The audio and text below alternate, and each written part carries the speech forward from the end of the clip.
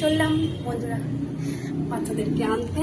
চলুন তাহলে ওদেরকে এনে বাড়িতে আরও বাকি কাজ করতে হবে। ঝটপট আমার শস্ত্রগুলো সব নিয়ে নিই, এখানে যেটা প্রয়োজন সেটা তো লাগবেই, তাই না?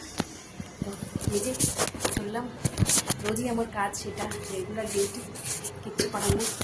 এখন তো অভ্যাসের মতো হয়ে গেছে। চলুন তাহলে টাটা।